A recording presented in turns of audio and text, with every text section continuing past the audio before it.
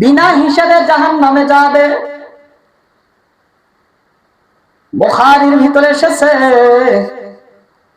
রাসূল সাল্লাল্লাহু আলাইহি ওয়াসাল্লাম বললেন, ওয়ালা কতিউন, যারা আত্মীয় সম্পর্ক ছিন্ন করে। বাংলাদেশে এটার প্রচলন এত বেশি, আত্মীয়র সাথে আত্মীয়র মিল নাই, এমনকি আপন মায়ের পেটের বোনের সঙ্গে মিল নাই। এমন নজির বাংলাদেশে আছে, আপন বোনের বাড়ির পাশ দিয়ে বড় মাছ করে নিয়ে 2-4 কেজি মিষ্টি করে নিয়ে শালীর বাড়িতে ঘুরতে যায়। আপন বোনের বাড়িতে একটা ঘুরতে বা এক বাটি দেখতেও যায় না, আমার বোনটা কোন অবস্থায় আছে এমনটা দেখতে যায় না, অথচ বোনকে দেখায়া শালীর বাড়িতে যান। রাসূল বললেন, এই শ্রেণীর মানুষগুলো এরা জান্নাতে যাবে না, জান্নাতের গন্ধ পাবে না। শুধু তাই নয়, আল্লাহ সুবহানাহু ওয়া তাআলা হাদিসে কুদসির ভিতরে বলেছেন, وقال الله من وصلاتي وصلوا।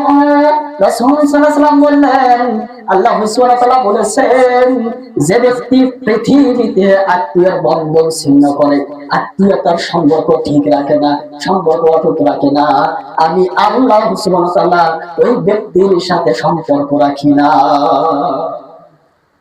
এখন চিন্তা করেন, আপনি যদি আত্মীয়র বন্ধন যদি ছিন্ন করেন, আত্মীয়তা যদি আপনার ঠিক না থাকে, আল্লাহ বলতেছে, হাদিসের ভাষা, হাদিসটা বুখারীর 5985 নম্বর হাদিস, বাড়িতে গিয়ে দেখবেন আল্লাহ সুবহানাহু ওয়া তাআলা বলতেছে, যে ব্যক্তি আত্মীয় সম্পর্ক ঠিক রাখে না, আত্মীয়র বন্ধন ছিন্ন করলো, ওই ব্যক্তির সাথে আমারও সম্পর্ক ছিন্ন হয়ে গেল।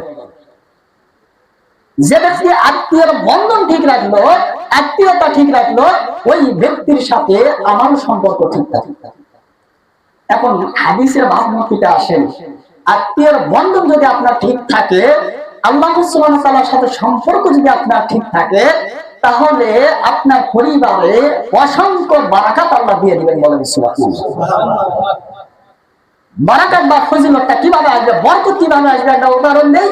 আপনি 3-4 দিন বা 1 মাস হলে গরু গোশত করে করার টাকা নেই, গরু গোশত করে করার টাকা নাই, গরু গোশত খান না, খেতে পারতেছেন না, বরকত নাই।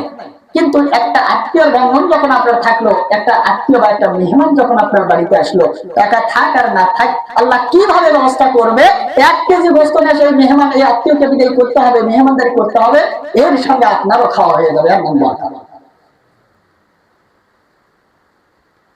এই জন্য অধিকাংশ পরিবারগুলো অভাব অনটনে থাকার একটা মাধ্যম রাসূল সাল্লাল্লাহু আলাইহি ওয়াসাল্লাম বললেন, যে ব্যক্তি আত্মীয়র বন্ধন ছিন্ন করলো, আপন বোনের খবর নিল না, আপন ভাইয়ের খবর নেয় না, এমনকি খালা ফুফু যারা আছে খবর নেয় না, এই যে আত্মীয়র বন্ধন ছিন্ন করলো, আল্লাহ ডাইরেক্ট বলছে, যে ব্যক্তি আত্মীয়তার সম্পর্ক ঠিক রাখে না, আমার সাথে তার কোনো সম্পর্ক থাকে না। হাদিসের কথা, আজ থেকে সতর্ক হয়ে যান। আপনি চিন্তা করে দেখেন, বোন 5 শতক জায়গা পাবে, জমি পাবে, অথচ অনেক ভাই আছে 5 শতক জমি বোনকে দিতে হবে দেখে বোনের সাথে সম্পর্কই ছেড়ে বিচ্ছেদ করে দিয়েছে, সম্পর্ক নাই, জমি দিতে চাবে না, দিবে না দেখে সম্পর্ক একদম বাদ দিয়ে দিয়েছে। বোনের কিভাবে বলছে, তুই আমার বাড়িতে আসবি না, তোর সাথে আমার কোনো সম্পর্ক নাই।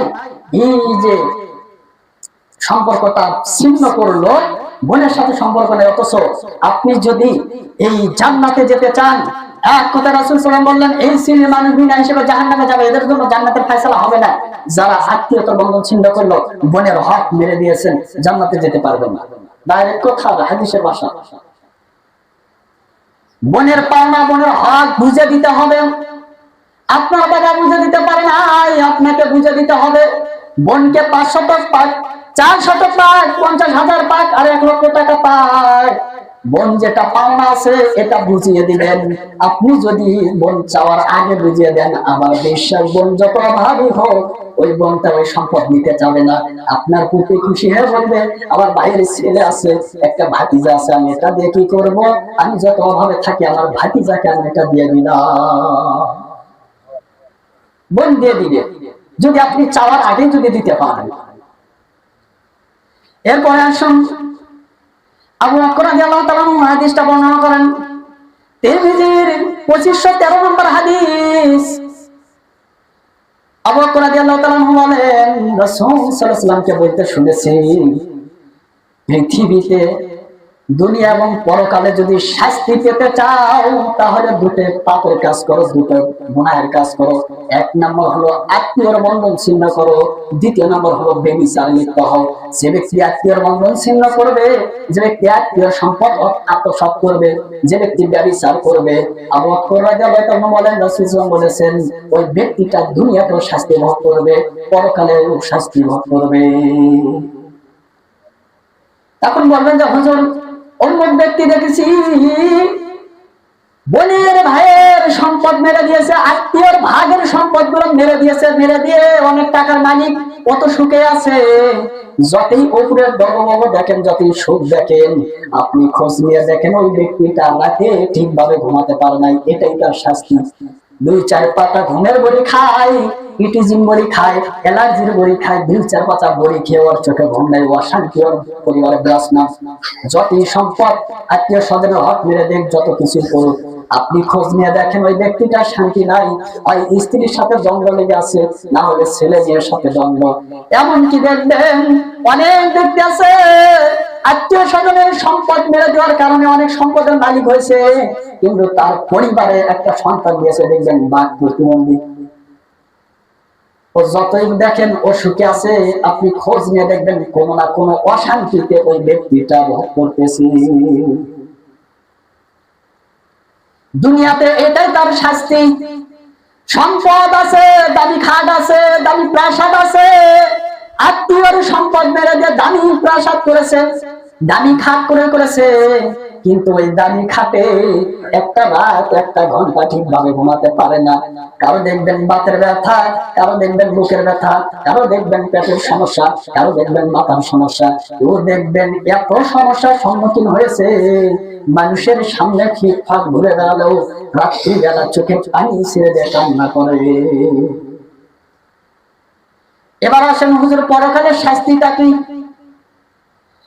এই যে আত্মীয়ের সম্পদ অন্যায় ভাবে ভোগ করলো, জুলুম করে নিয়ে নিল, পরকালের শাস্তি হলো, রাসূল বললেন, আয-যুলমু যুলমাতু ইয়াওমাল কিয়ামাহ, কিয়ামতের দিন হাসরের মাঠে ওই ব্যক্তিকে জুলুমটা এমন ভাবে ঘিরিয়ে ধরবে, ও যেদিকে তাকাবে সেদিকে অন্ধকার দেখবে, এক পা উঠতে পারবে না। অন্ধকার রাত্রির মতো দেখবে, কোথায় যাবে চোখে দেখতে পারবে না। জুলুমটাকে ঘিরে ধরবে।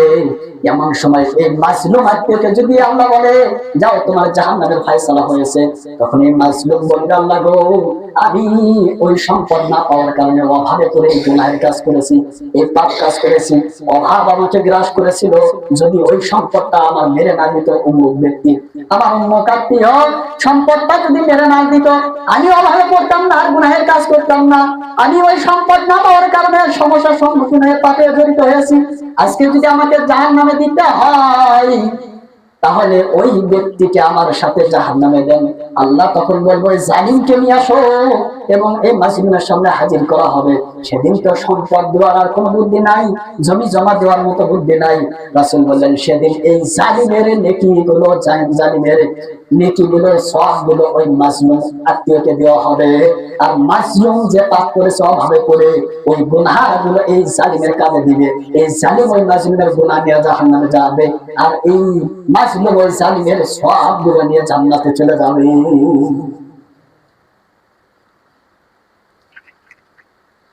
তারপরে আসুন 3 নাম্বার, ওই ব্যক্তি জান্নাতে যাবে না, জান্নাতের গন্ধ পাবে না। রাসূল সাল্লাল্লাহু আলাইহি ওয়াসাল্লাম বললেন, যে ব্যক্তি প্রতিবেশীকে কষ্ট দেয়, যার হাত থেকে প্রতিবেশী নিরাপদ নয়। আজকে বাংলাদেশে এই শহরের ভিতরে আছে কিনা জানি না, আমাদের পশ্চিম এলাকাগুলোতে রহরহ দেখা যায় প্রতিবেশীর সাথে এমন দ্বন্দ্ব। প্রতিবেশীর যদি একটা চড়ুই, একটা প্রাণী যদি তার আঙিনাতে যায়, তার বাড়ির সীমানাতে যায়, এক করে প্রাণীটা মেরে ফেলে, এতটা হিংসা নিয়ে বসবাস। অথচ রাসূল বললেন, ওই ব্যক্তি জান্নাতে যাবে না যে ব্যক্তি প্রতিবেশীকে কষ্ট দেয়। আলোচনাটা এর আগেও করেছিলাম, আবার মনে করে দিতে চাই।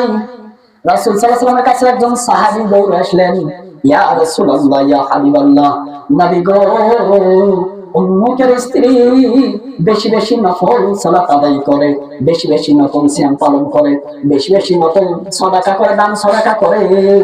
ও আল্লাহর নবী, এত কিছু করার পরে কিন্তু ওই ব্যক্তিটা প্রতিবেশীর সাথে ভালো আচরণ করে না, প্রতিবেশী ওর হাত থেকে নিরাপদ নয়। রাসূল সাল্লাল্লাহু আলাইহি ওয়াসাল্লাম বললেন, দাখালান নার, ওই ব্যক্তিটা জাহান্নামে যাবে। নাউজুবিল্লাহ। তাহলে কি বুঝলেন? বেশি বেশি সালাত আদায় করে, নফল সালাত আদায় করে, বেশি বেশি সিয়াম পালন করে, বেশি বেশি দান সাদাকা করে, অথচ পরের লাইনে যখন বললেন যে ওই নারীটা অমুকের স্ত্রী এত কিছু করার পরে ও প্রতিবেশীকে খালি কষ্ট দেয়, ওর হাতে প্রতিবেশী নিরাপদ নয়, রাসূল বললেন ওই ব্যক্তিটা জাহান্নামে যাবে, ওই ব্যক্তিটা দোজখে যাবে। সালাত আদায় করলে কি হবে? সিয়াম পালন করলে কি হবে? দান সাদাকা করলে কি হবে? বিনা হিসাবে জাহান্নামে চলে যাবে বলি না। ওই সাহাবী আবার বললেন, ইয়া রাসূলুল্লাহ, অমুকের স্ত্রী বেশি নফল সালাত আদায় করে না, নফল সিয়াম পালন করে না, অমুকের স্ত্রী বেশি দান সাদাকা করে না, কিন্তু প্রতিবেশীকে ও কখনো শক্ত করে কোনো কথা বলে না, কষ্ট দেয় না। ও সুযোগ পেলে প্রতিবেশীকে মানে ভালো সহানুভূতিশীল ভালোবাসা দেখায়, এমনকি প্রতিবেশীর দুঃখের সময় দুটো কথা দিয়ে হলেও সান্ত্বনা দেয়। রাসূল বললেন, শুনে নাও, ওই ব্যক্তিটা আল্লাহর জান্নাতে যাবে।